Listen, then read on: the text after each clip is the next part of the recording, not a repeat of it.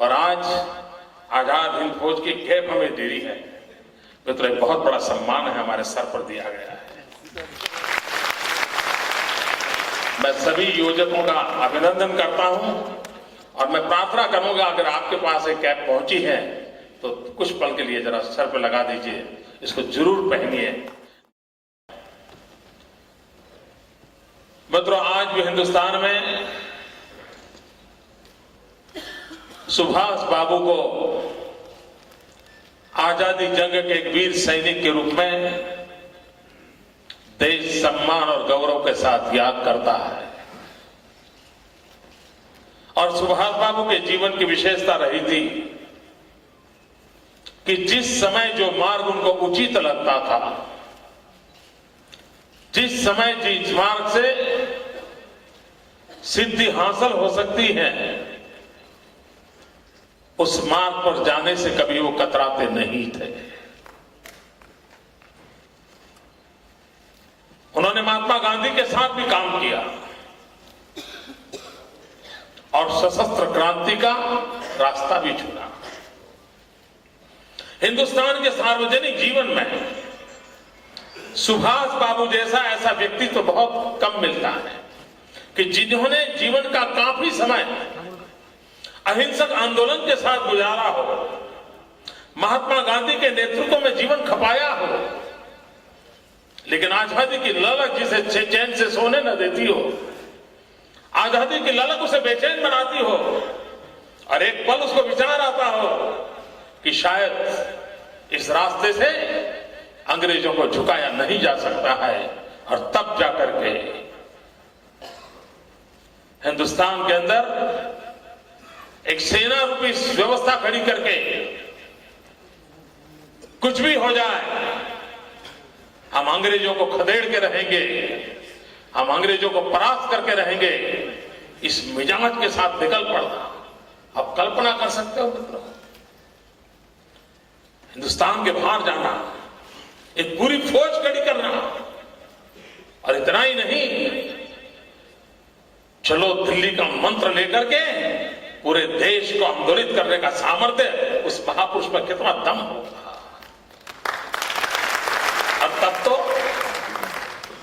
किसी भी नेता की आवाज पहुंचाने के लिए इतने साधन भी उपलब्ध नहीं थे, न टीवी थे, न इतने अखबार थे, लेकिन जन जन तक उनका सामर्थ्य था कि लोगों तक पहुंचता था। आज भी हिंदुस्तान का छोटा सा भी बालक अगर ये कहा जाए कि चलो दिल्ली, इतना कहते ही उसके चेहरे पर, उसकी स्मृति पलट पर सुभाष बाबू की याद आना बहुत स्वाभाविक होता है। अगर कोई कहे तुम मुझे खून दो मैं तुम्हें आजादी दूंगा, तो तुरंत सुभाष बाबू की याद कर सके और उनके साथ जीवन से प्रेरणा ले सके। और भाइयों बहनों, मैंने उस दिन कहा था, मैं आज दोबारा दोहराना चाहता हूं, सुभाष बाबू के समय आवश्यकताएं कुछ और थी।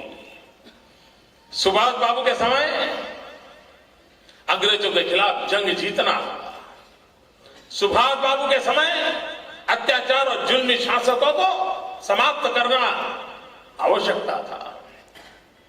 और उस समय सुभाष बाबू ने जो रास्ता चुना था, उस रास्ते के तहत उन्होंने देश के नौजवानों को कहा था, तुम मुझे खून दो मैं तुम्हें आजादी दूंगा।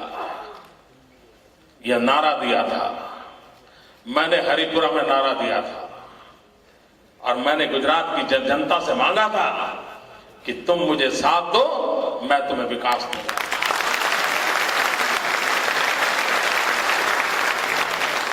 आजादी के समय लोग देश के लिए मरते थे। आजाद हिंदुस्तान में देश के लिए जीने वालों की जरूरत होती है। आज हमारा सौभाग्य नहीं है कि हम देश के लिए मर सके, लेकिन आज हमारा सौभाग्य है कि हम देश के लिए जी सके। मतलब सुभाष बाबू कितने फलक पर सोचते थे। उस समय अंग्रेज सल्तनत के खिलाफ लड़ने के लिए और हिंदुस्तान की आवाज को बुलंद करने के लिए उन्होंने जर्मनी में एक रेडियो की शुरुआत की थी, और फिर एक बार गुजरात का नाता। जब जर्मनी से सुभाष बाबू रेडियो प्रसारित करने का काम होता था, देश की आजादी का जुगल बजता था, तो उसका सारा कारोबार सुभाष बाबू के एक साथीदार, हमारे गुजरात के गौरव श्रीमान एम.आर. व्यास करते थे। उस रेडियो का प्रसारण एम.आर. व्यास करते थे।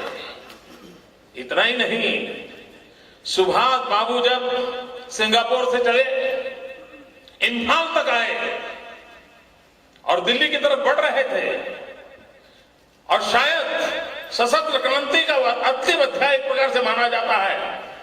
उसके बाद आजादी प्राप्त करने का माहौल बन चुका था, अंग्रेजों पर विदेशों से प्रेशर बढ़ा था, और सुभाष बाबू ने अपनी भूमिका निभाई थी। और तब जाकर के 100 से अधिक फौजी सैनिक आजाद हिंद फौज में गुजरात के लोग थे, उनके साथ काम करते थे। आजाद हिंद फौज की कथा शायद हिंदुस्तान की जनता को जानने को न मिलती। उस समय यहां का एक अखबार जन्मभूमि, उस अखबार के एक मालिक थे अमृतलाल सेठ। उस जमाने में धोती कुर्ता पहनने वाले व्यक्ति, लेकिन भीतर का पत्रकार इतना ताकतवर था अमृतलाल सेठ का। और एक पत्रकार क्या ताकत दिखाता है, उसका उत्तम उदाहरण अमृतलाल सेठ है। तो यहां से सिंगापुर गए और आजाद हिंद फौज के पूरी घटनाक्रम को दुनिया के सामने पहली बार अखबार के माध्यम से लाने का काम एक गुजराती अखबार जन्मभूमि ने किया था, अमृतलाल सेठ ने किया।